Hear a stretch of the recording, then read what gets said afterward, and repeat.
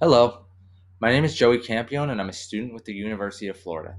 This is a presentation for SYD 3700 Sociology of Race and Racism in the United States. Today I'm going to talk about the events that took place between Florida Governor Ron DeSantis and the migrants from Venezuela and how it correlates to the sociological conflict theory.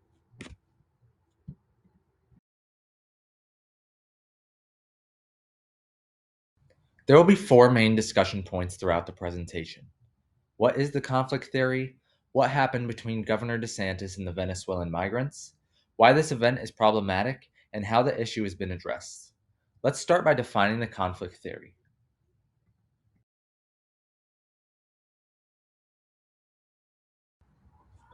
The conflict theory was developed by the famous philosopher Karl Marx. Through my own understanding of the conflict theory, I've described it as the purpose of shedding light on political happenings through the perspective of conflict over limited resources.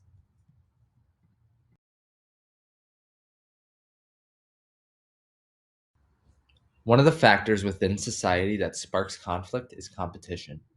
Under the ideology of the conflict theory, competition exists as a direct opposite to cooperation, both factors of human relationships and interactions. For example, an entity might clash with another over resources such as food, money, or power. This is one aspect of the conflict theory, and it is the one I will focus on to further my point.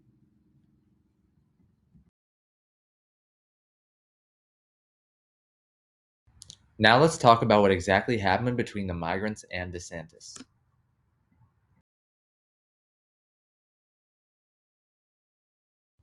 In September of 2022, Republican Governor of Florida, Ron DeSantis, transported almost 50 Venezuelan migrants by plane from San Antonio, Texas, another Republican state, to Martha's Vineyard, Massachusetts, a Democratic state.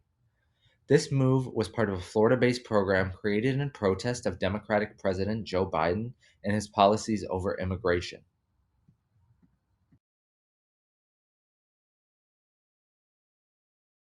Now we need to talk about why this is problematic.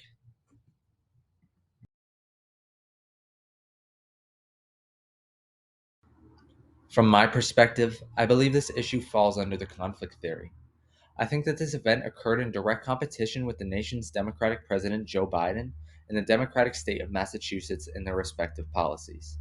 It is no secret that Ron DeSantis plans to run for president in the next election, and I believe this move was used to gain political traction with voters who align with the message he conveyed in this stunt.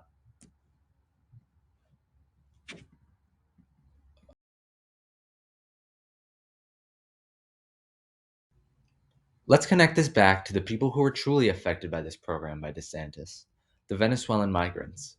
Venezuelans are Hispanic, a group within society classified under the term ethnicity. I think it was extremely wrong for DeSantis to use these human beings as pawns in his political game. These migrants fled their home country to seek refuge from the bad circumstances they faced and were quote unquote welcomed into America with deception. DeSantis informed these migrants they would be given jobs and accommodations upon arrival at Martha's Vineyard, but it was all a hoax as no one there even knew this was happening. I believe taking advantage of the migrants like this is discrimination because they were treated this way solely because of who they are.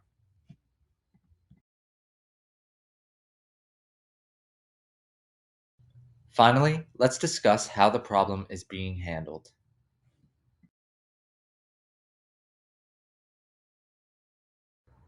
In an attempt to actually help the families, unlike Ron DeSantis, officials in Massachusetts have since moved the migrants off of Martha's Vineyard into the Joint Base in Cape Cod, where they will have access to real support and resources.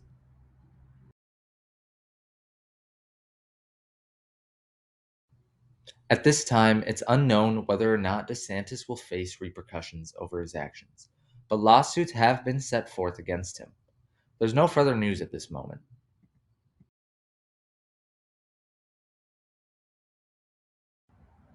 This concludes all the discussion points. Thank you for taking the time to learn about Ron DeSantis and the Venezuelan migrants.